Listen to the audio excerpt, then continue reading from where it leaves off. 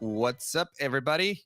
Welcome to the Owl Recap, a show focused on covering the news, matches, and results of the Overwatch League. This is episode 54, and today we're gonna have a nice and cozy episode just with me and Blazing Bob. How you doing, Bob? Hey! I'm doing pretty good, man. It's gonna be just chill. I mean, there's not a lot, going on leading up to the World Cup. It's the BlizzCon silence that happens a month before BlizzCon. So The dark times, yeah, the it's dark the ages of the year. it's the dark times for content creators like us. That is for sure. As far as news goes, yeah, we don't get a lot from them, but we are getting some leaks, some news here and there of the upcoming Overwatch League season. We'll be going over through those, and we'll also be talking about some of the changes that the teams are undergoing right now. As always, I am your host, Andres, aka I Play Games. And before we get into the thick of things, we do want to thank our Patreons, especially our recap producers, Shazir. Thank you so much for supporting us at the top level. If you like to join Shazir, you can always go to patreon.com/I'll recap and support the show over there. We really appreciate it. All right. Let's get right into it, guys. The news for this week. Overwatch inaugural season book is now available for pre-order. So if you guys want to have a little memento of this first year of the Overwatch League season, you can buy the book. It comes with full season highlights. It comes with coverage of all the 12 teams. Um, yeah, basically a nice little summary of what went down in Overwatch League season one in a pretty book. Blizzard is known to make great products in that sense. So what do you think? Are you thinking about buying it, Bob? I think I probably am as long as it's not grossly overpriced. Usually books like this run around like 80, $100. Uh, if it's 80 to $100, yeah, I mean we'll probably get it and probably look through it once and then have it on a shelf, just like all the other books. But It would be like a good like coffee book table, right? Like those that you live in your yep, living room and guests can just like check it out when they come home, like a yep, nerdy house. yeah. I mean that's what I have. I have books like that, like art books that I would get with different things, with different. I've still got the Warcraft 3 special edition books that I put out for people to look at sometimes, and I mean I think it'll be cool. I thought they would do like the whole DVD set and the whole package thing that they have for different That'll be sports cool. teams that win and stuff. You get the fusion And one, or maybe you get like the handpicked matches from the casters and the staff that are like these were like defining matches. That would have been really cool. yeah. I think it would have been cool. I think that's to come. I think this is the first start of those types of products, and when the teams are more in control of their stuff, guarantee they'll be doing it if they see a profit on the horizon for it. I would actually love to see something like that. Maybe a highlight of some of the matches in the past season with some commentary from the players or the casters of that match, talking about certain aspects and dissecting the match, almost like a match analysis, but highly produced and from the Overwatch League with their insider technology that they can see a lot more things that we couldn't see. That might be something that they might it would be cool if they did in the future. I don't know. Just a suggestion, Blizzard. Alrighty, let's jump into some changes that are happening. For Overwatch League, contracts not renewed for some of the observers. So we're talking about people who work the cameras and the angles, the people that are in charge of the production and broadcast of the league. Jason Baker is no longer going to be the lead observer and lead observer director. I think he announced that earlier on his Twitter that he's now a free agent. A lot of people were very surprised because this man has come a long way for Overwatch production, a game that is so hard to watch. Near the end of the league, it was almost seamless, right? You almost didn't notice the observers very much. They were catching a lot of the action. They were being at the right angles at the right times. Granted, Overwatch still is really, really hard to spectate, but I feel like they were getting really close to it. What do you think happened here? Well, I also thought that it got better, halfway through the season. Then by the end of the season, it was really good. But I thought about that after looking at this, and I thought about so many people complained about the switching of cameras too often and yada, yada, yada. There was a lot of complaints about it. I think what happened to me is I just started to see the game faster, or the game slowed down for me. I could take in the information that was on the screen quicker because I'd watched so much of it. But this could also be something leading towards the whole you can watch any character you want during the cast thing that we've been talking about forever.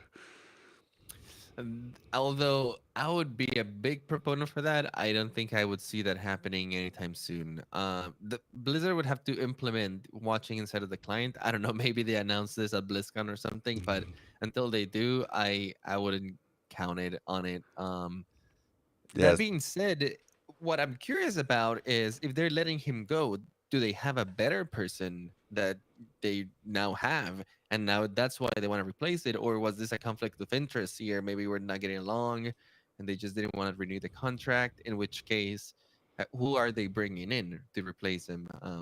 Well, Whoever it is, I hope they do a fine job because Overwatch is already hard to watch as it is. uh, one of them, Jason Baker, tweeted out was very, very uh, PC about it. What's the word I'm looking for? Very professional about it. The other guy that was the main free camera observer, he kind of came out, sounded a little angry at his tweets, like saying he doesn't know why it happened, but quite frankly, right now he just doesn't care. And so that one might have been like a conflict of interest. I don't know, but I do know a lot of people did complain about the camera switching constantly, and they did complain about the observers. I thought it got better, but it could have just been me getting better at taking in the information, or the casters getting better at relaying the information to me. Maybe they were asking for too much money. Could be that too. Blizzard was like, no, we're just gonna go with somebody cheaper. I don't know. I'm just speculating. That's probably not what happened, but there could be a variety of reasons. I don't know. But I mean, what you're missing the biggest point here, though. This made me realize I should have known before, but it just never really clicked in my head. But people are paid to just spectate. Oh yeah, I mean, just like cameraman in like a football match or a basketball match, you got those in Overwatch. They just do it virtually through a computer, but it's basically the same job. Except for knowing how to use. I have a friend who's a cameraman in Hollywood. He did things like The League and Viva La Bam and stuff like that. But you got to know your camera too. And there's a whole lot of physical work in camera work. Usually, if you're moving around, if you're the main camera guy, I don't know. I don't know if it's that Well, similar. well, right. The mediums are a little bit different, but if you think about it, you still have to be concerned with a lot of the same things, right? The angle that you're approaching, being able to visualize as Framing. much as you can, yeah, framing, etc. And then, even though you're not holding a huge, super expensive camera and moving around and having to stand still at certain times, Well, which is very physically demanding, you're still standing for very long periods of time at your desk, just kind of like in the same position, and I holding the guess action. You can't miss the action, right? If you miss it, then why are you even there? So I would say it's a little demanding too in that sense. you make a good point. I was thinking they have to know about the camera. They have to know how to adjust the settings quickly on the fly. They have to know how to work all the controls. Which in spectating, Yeah. there is quite a few controls that most people never use when they spectate, like raise up, raise down. That most of them will just fly like Superman and fly backwards when they want to get higher and stuff like that. But there's a bunch of different controls to do different things. So I guess yeah, Yeah, you make a good yes, point. I've never tried the spectator cameras. You can do a lot of stuff with it. You can create like certain angles that you can like quick key Jump back to. to. Yeah, so you You and can I create learned that like from the same guy. a You and I that's learned right. that, yep, from oh my gosh, I'm blanking on him now. You did your first Anna guide on Omnic Lab. Um um now I'm blanking too. Oh no. All right, I just know cut who you're this talking out. about. Just cut this out. He'll never know. All right, guys. If you want to know, go to our first Anna episode on Omnic Lab.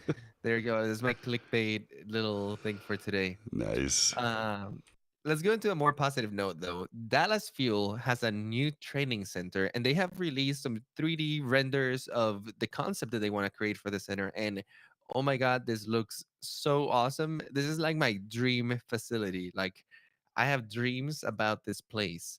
Um, it looks super, super cool. There's a space for the whole team, 12 people, 12 seats, kind of like six and six next to each other, which is perfect, right? Like it already seems like they're already planning on having in-house scrims and at least a 12-man roster that can play at the same time. They have a little section for their coaches, three computers where they can sit down, look at all the matches, analyze all the stuff. They have this little living room where they can bring guests. Maybe the owner of the team can come in and watch the matches, or they have a bring your girlfriend day and they can bring in their girlfriends and they can sit down and watch Bring your practice. girlfriend, or pretty soon bring your daughter, bring your son. Day. Oh yeah, yeah, pretty. I mean, they're a little young still, but they're gonna get there. And then they have a little kitchen and then a media desk as well that looks super equipped. I guess for streaming or creating any content for the team and constantly just being there. So it looks really, really solid, and it's just a huge investment from Dallas Fuel into their future, I think. It looks super cool, man. The only thing that I didn't like about it, and I actually tweeted to him in a reply to that tweet, is just the two big tables look a little close together for a coach to walk through, coaches and analysts to walk through and be able to look at the screens. Now, I know they could do it from a station, but there's something about just being there and being able to point at something and being able to just, you know, be right there next to the player. And different coaches would want to do it differently, but at least they would have that leeway if those tables were a little further out. Plus, if someone needs to get up or something, like they look really close in the diagram, but it's not Although, done. yeah, to be fair, it's a diagram. Like we don't actually know the scale of it. It might look small in real life, but in real life, it might be like enough for a couple of people being there. Well, either way, I tweeted it to him. Now they can think about it. So it's You it's. I let them mean, know. it's not done yet. It's like halfway to completion or something like that. So they have time. Yeah, yeah, yeah. I No, it did looks really think cool. there's a Dallas Fuel emblem on everything. I'm wondering if the bathroom floor has the Dallas Fuel emblem on it too. Oh, dude, the toilet paper is gonna have little Dallas Little Fuel Dallas Fuels. icon on it. Yeah, they have Dallas Fuel icons on everything.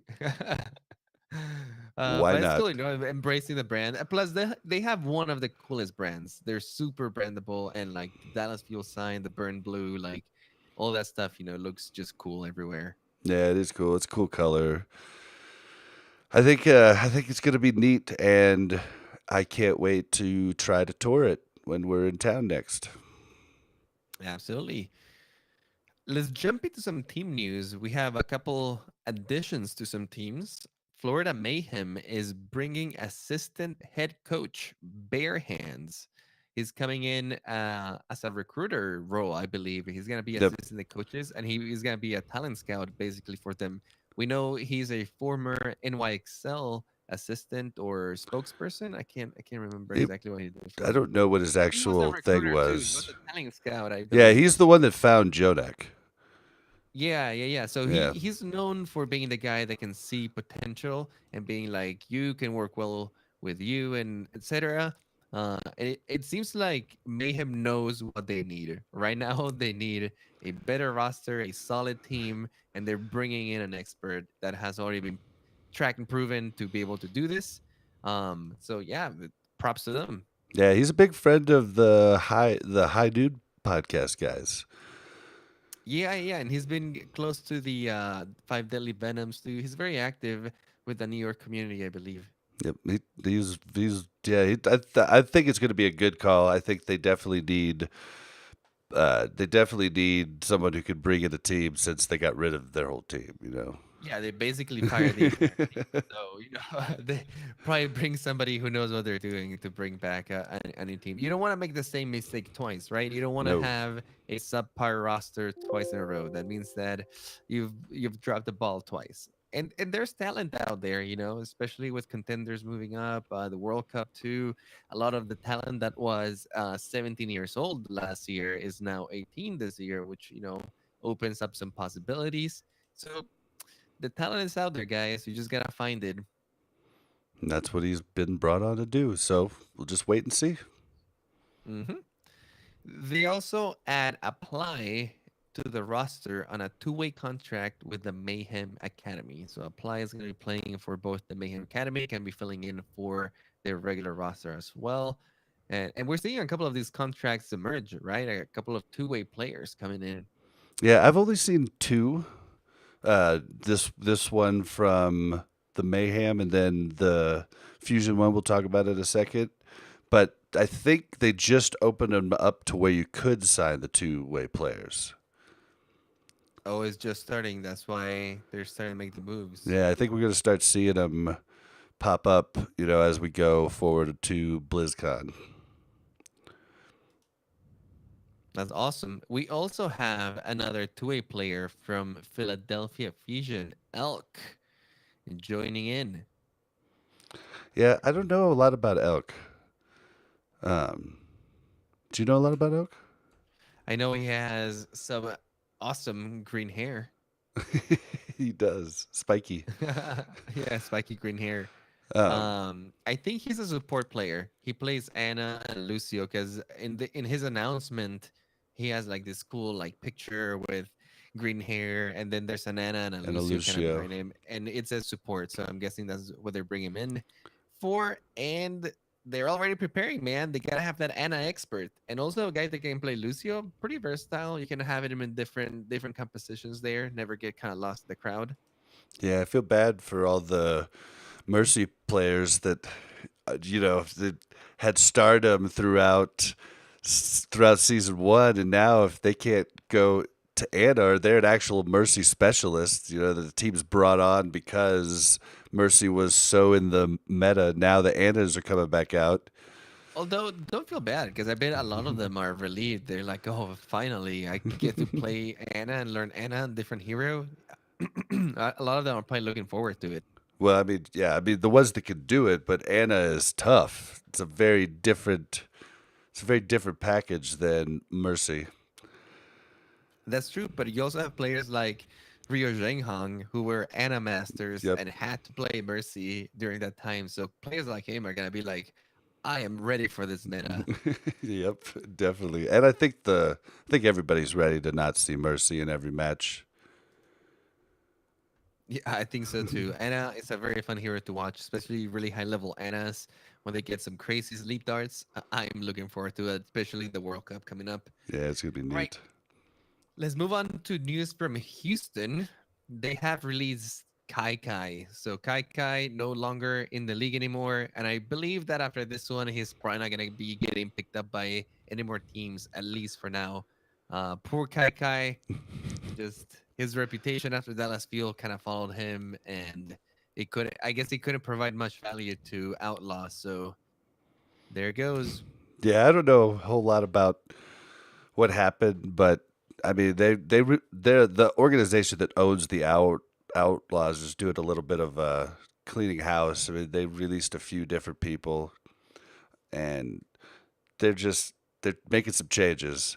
And I don't know that I think Kai Kai might have just been brought on as a favor. Someone on the team was a friend or a few people, and they talked him into just throwing him a contract for the rest of the season because he'd moved out there and everything else. That's all I can guess. But he Honestly, might that get sounds picked kind of up, dude. feasible. I mean, he still has experience as a coach, coaching a lot of teams, even before Overwatch League. But we've seen some of the most coveted coaches right now, and Kai Kai is just not one of them. Yeah, Maybe Shanghai, maybe Shanghai will pick him up. he definitely needs to not tweet to the public so much. At least not the things that he tweets. It's that's like he really failed that. I mean, he did not take public scrutiny well, and he lashed back with things like, "It's not my fault, bro." Long story short, those were basically the tweets that he got in so much trouble for and so much flack for. So if he does get a spot, I hope he does keep a low profile. Be my Yeah, and to be fair, it might not have been his fault, but if you're the coach of a team, it's like you're the captain of the ship, and you get a sink with your ship, right? You can't just jump ship and yep. say it's the boat's fault. Not You me. got you gotta go down with your ship. That's true. All right, let's move over to Shanghai Dragons. They're signing DPS player DM. DM is known to be a Widow and McCree player, but most notably a Tracer player.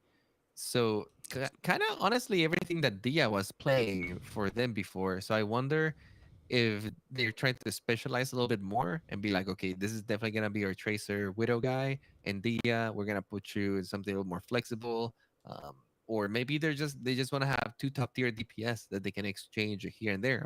I know that some teams have done that in the past already, like New York Excelsior has done it. So I don't know. Yeah, they're just building. I mean,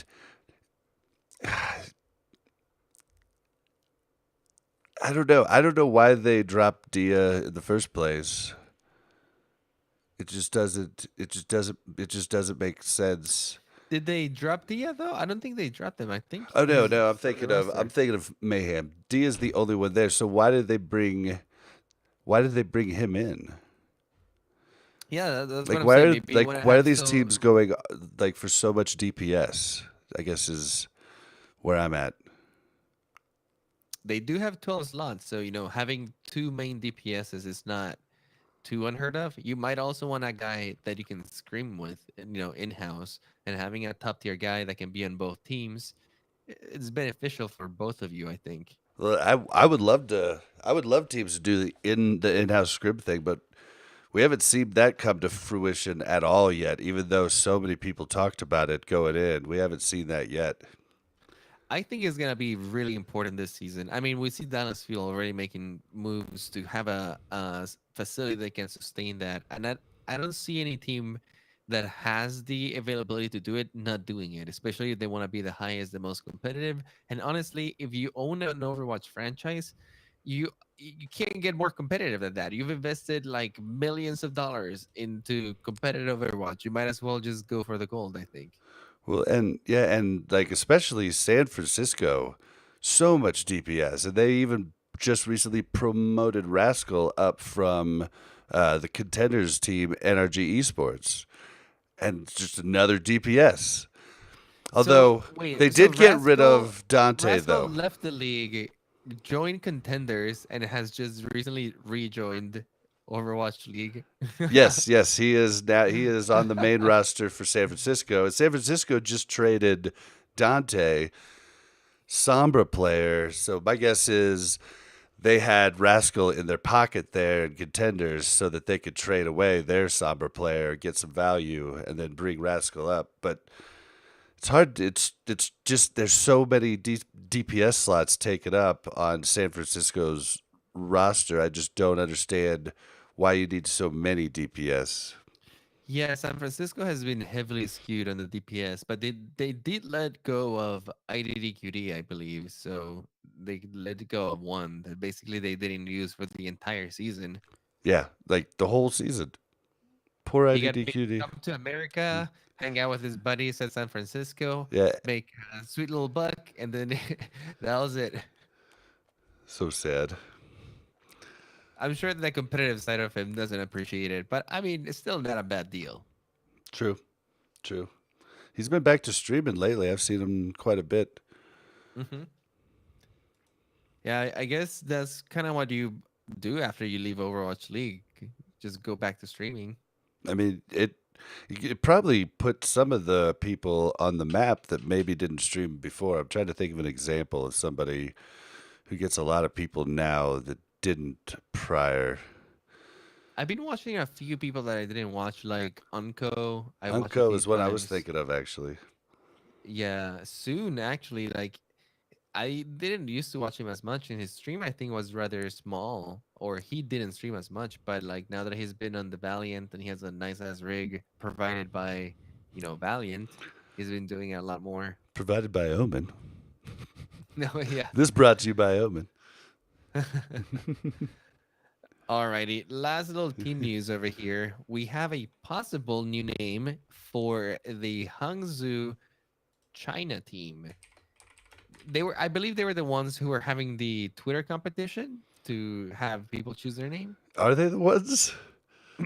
I don't know, but they have a winning name from their poll on Twitter. I can't remember if they were the ones who were doing the thing, but they did a poll on Twitter, and basically Railgun came up as the number one vote. It's a horrible name. The Hangzhou Railgun. The Hanzu Railguns? Like, are they just together we make Railgun?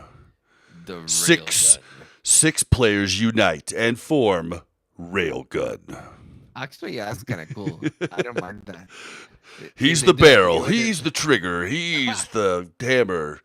Hammer down. I don't know. It's just Dude, well, you should be sending this to them right now. This is a great marketing campaign for this thing. I'm trying to think of something. But it's a little weird. Hey, is it? It's kind of marketable. I It can see it. does go to video games though. It does point a lot towards video games.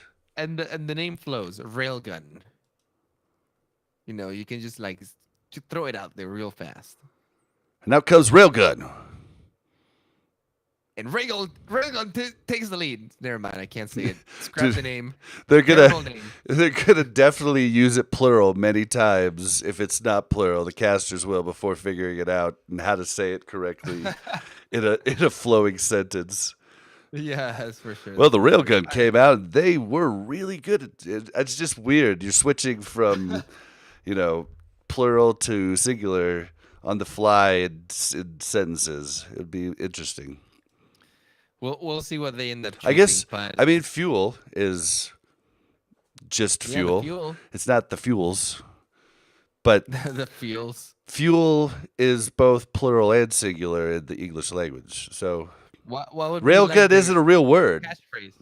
What would be like their catchphrase? Like, the fuel has burned blue. Like, what would be Railgun catchphrase? One shot. No, because Railgun is like it's like Zarya's beam, dude. It's just like Oh no! Well, like the railgun from Quake was like a one shot, one kill, like Oh, slow okay, shooting okay. railgun. It shoots like a huge ray of like laser light, and it was a one shot kill, but really hard to shoot. It's kind of like Quake 2's sniper rifle, I guess, but you couldn't zoom. But Okay. I don't know if Okay, it's one like the shot's not bad. Zarya thing. I mean, if it's really a railgun, one shot could work. I don't know. What do you think? Do you have one? No, I was thinking of a different gun now. I take mine back. Could just boom, bada boom. Spoon. Bada boom. Bada- If people start saying bada boom in the middle of the stage, I'm sorry, but this is not gonna motivate anyone. I think one shot's the way to go, and then you throw in the Eminem 8 Mile song. You got one shot. You just throw that in as they're walking out. I think it could work. Okay, yeah, that's not too bad. Let us know what you guys think of our ideas for Railgun, and if you like the name. Beam right through you. Totem in the chat mentioned. That's pretty good. Beam you. It's kind of romantic a little bit. I'll beam right through you. That's creepy, not romantic. I play. Okay.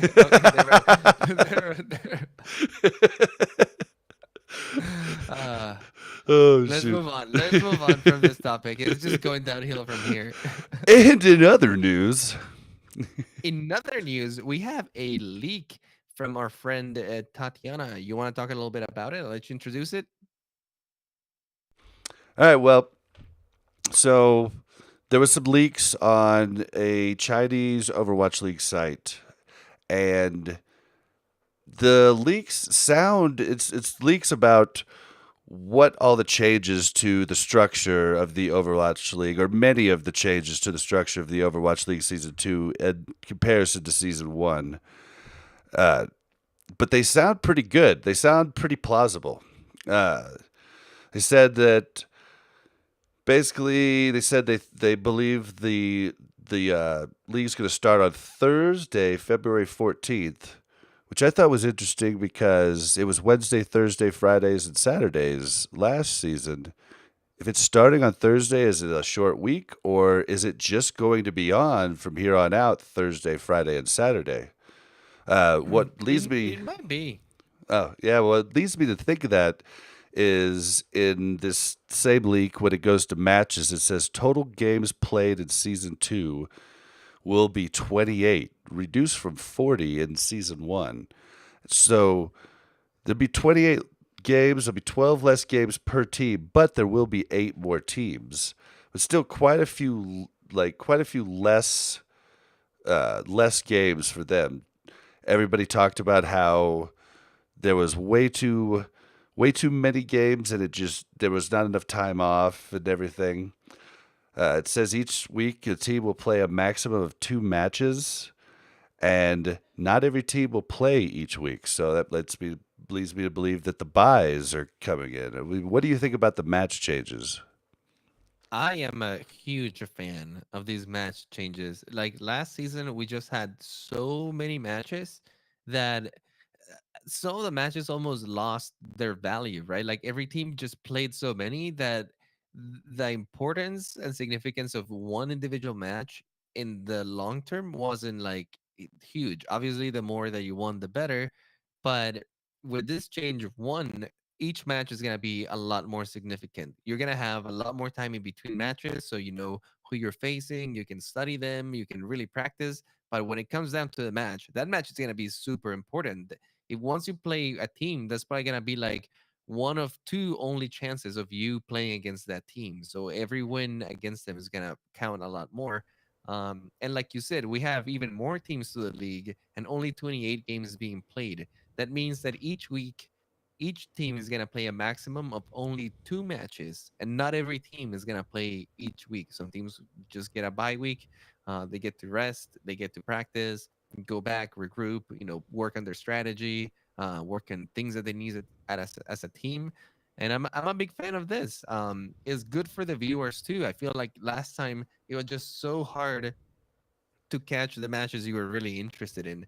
Even if you just followed one single team, it was really hard to watch all of the matches they had in one week, I believe. And with this, you can build up to it, right? Like, ooh, this week is Dallas Fuel, and you get really excited. It's game day. That's like the game, right? And you can savor it a little more. You don't have to be so worried, like, oh man, it's like this game plus eight more that are happening this week. Well, and chat makes a good point. Like this will be better for the mental health of players, and that's something we drummed through. We drummed home like basically every other episode for the entirety of season one. After we saw all the breakdowns of different players, Logic's effect, Rascal. I mean XQC. Well, XQC. That's not good. That's not a good one. But I mean, every time we turned around, there was a player that was having some sort of problem. We saw coaches like leave and take leaves of absences or just step down.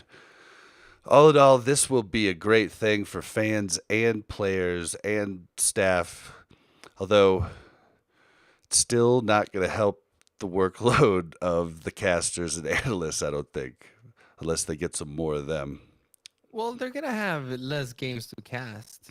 It's now 28 down from 40, but yeah, they're probably gonna have to be there every day, still working on everything and analyzing matches, even while they're not casting. So yeah, I believe it's still gonna be a tough job for them. Then Let's on go. stages. Oh, yeah, I was gonna. Oh yeah, go for it. Okay.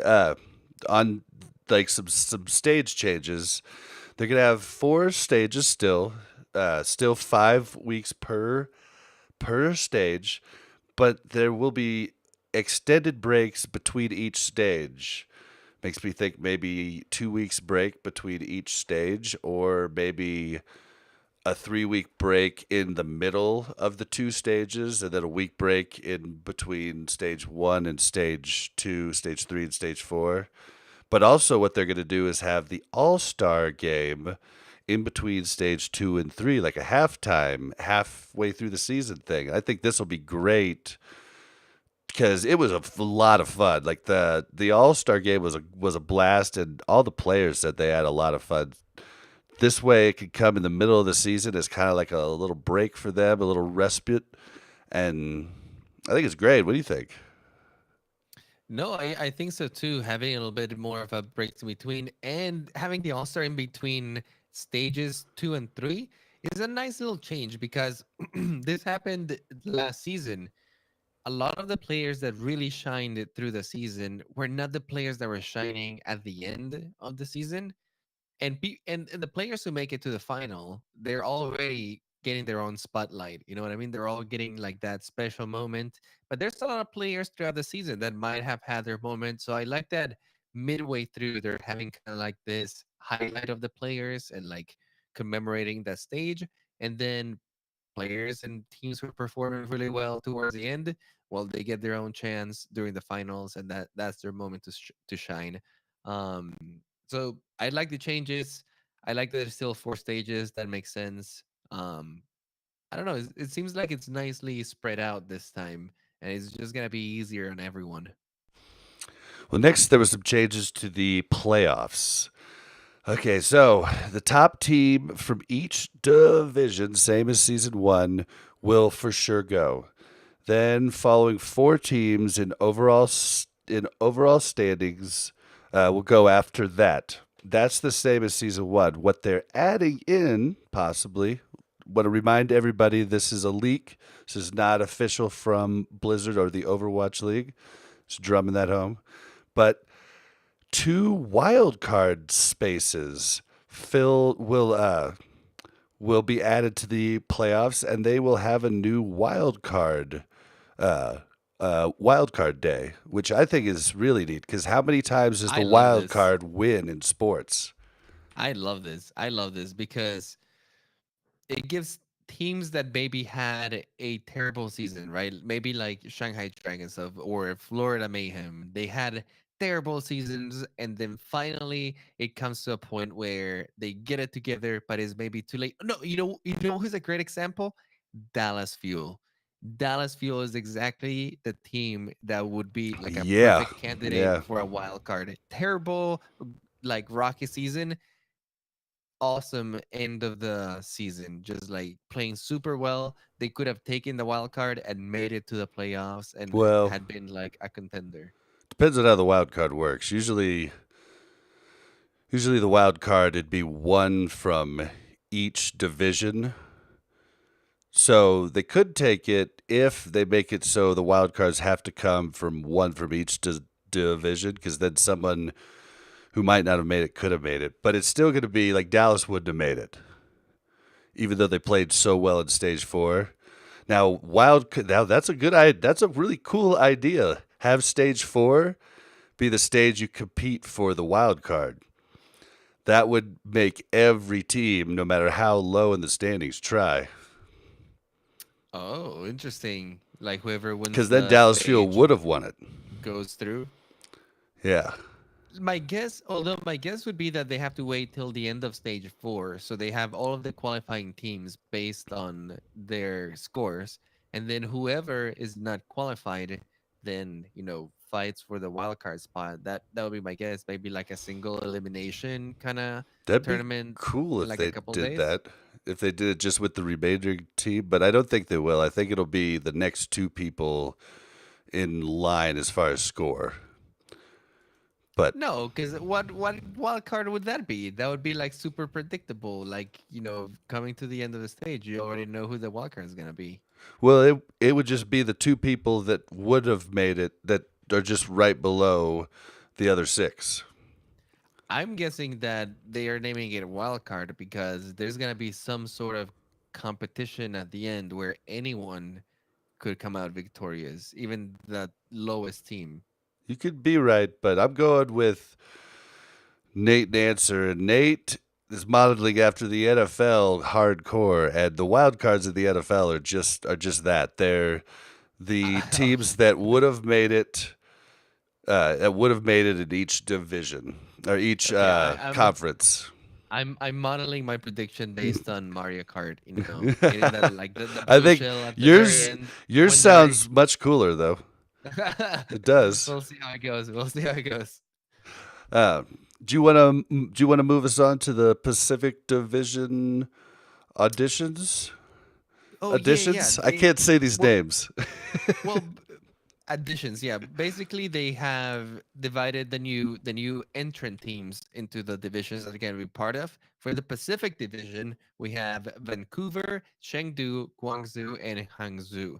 So all of the China teams and the Canada team are going to be going to the Pacific Division. And for the Atlantic Division, we have Paris, Toronto, Washington, and my boys, Atlanta. Oh boy. Yeah, I mean, there's not really much to say about that. Maybe, maybe not. Our Vancouver, if they're thinking China was weak, they're probably doing a happy dance that they're with three of them. But I don't think China teams are all going to be as weak as many some think. But No, I think so. These teams are gonna surprise us. I mean, the Chinese team for the World Cup is already looking really good. mhm. So I think that some of these teams are gonna be much better than we think. But yeah, But basically, I have a question I want to pose to you though. So these what's are that? leaks, possibly not true. We had to actually translate the web page because it is a Chinese web page written in Mandarin. But do these sound real to you? They sound pretty real to me. What do you feel? Yeah, these are leaks, but like these are the type of like leaks that I would expect to see for the upcoming season. None of these look outrageous or out of line. All of them make a lot of sense and go in line with what they have been saying for a little bit now. We've spoken with a few of the casters, and they've been saying they want to spread it out a little bit more. I think that they got a lot of experience, a lot of data from the first season, and maybe they realized that they don't need that volume of games and concentrating on less games but making them more important, more meaningful. That might be the way to go. um, the divisions make sense, the way that they've divided the teams, and so I don't know, this seems pretty legit to me. Yeah, it seems very legit. And it was written by our buddy Tatiana from USA Today. So that was pretty cool. Yeah, if you guys want to read her article, you can always go to USA Today and find it over there. Heads up to her for saying it to us. We really appreciate it. Yeah, and yeah, I'm excited, and if these changes go through, I think it's going to be a good thing for everybody. I would have still loved to see the second complex in New York City, but still haven't heard any leaks about that or the possibility of that. Yeah, we'll have to wait a little bit more. I'm sure that towards the end of the year, a lot of those news will be coming out since, like you said, the league says that new season will start on February 14th, so a lot later. And they also didn't mention anything of our preseason, which we haven't actually talked about. But Oh, so yeah. far, it seems like there's gonna be no preseason. Which do you think is good, bad? What are your feelings on that? I think there's going to be a preseason. You think so? Yeah, I think It at would make sense least 1 week. if this is the start time, February 14th. It would make sense that maybe they start the preseason on January. And honestly, the preseason is really nice, especially for the teams that are coming in that haven't had a chance to Be prove on themselves. They stage. haven't had any matches on record. To kind of just get the feel of how it goes, right? Like some Yep. of these other teams have a little more experience there, so it would be nice if at least the new teams get a warm up.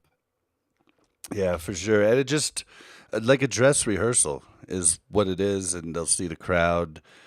It and everybody gets to kind of see their players on the new teams, on the new Yeah, rosters. They they get a have little to play taster of everybody. what's to come. It's the only time we got to see IDDQD play last year.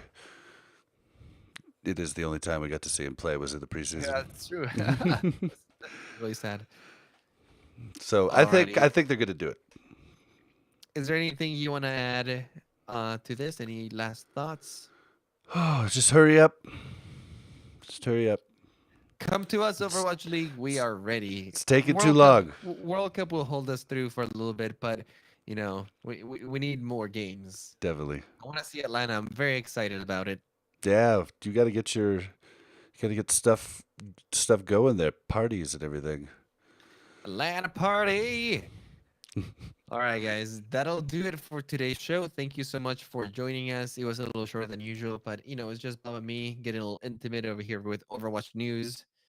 If you want to follow the show, you can go on Twitter and follow it at Owl Recap. You can also find us on Twitch at twitch.tv/Owl Recap.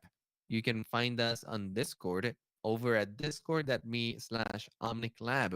We are part of the Omnic Lab community. It's a really nice community of Overwatch people. Everyone's down to learn. We have game nights. You can reach Bob, Mel, or I very easily. It's the place to be. Also, you can email the show over at contact@owlrecap.com. If you have any business inquiries or any feedback you'd like to submit, that's the place to do it. And lastly, leave us an iTunes review. We really appreciate it. It helps with the visibility of the show. And we love reading them just to know how we're doing. So if you haven't had the chance to do that, go ahead and do that. It makes us really, really happy. All right, Bob, where can they find you? You can find me on Twitter at Blazin_Bob. That's BLAZZIN_BOB. And you can find me over at I Play Games. You spelled that IPLAI Games. All Thanks for right. joining us today, guys. Y'all have a good night. Take it easy. All right. Man, I can't wait till the season starts just so chat's livelier. Oh. I'm not even going to waste time rating anybody.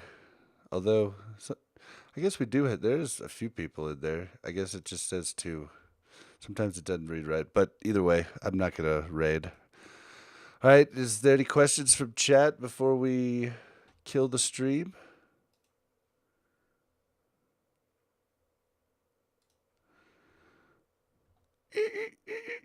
Crickets. All right, guys. Well, we'll see you next time.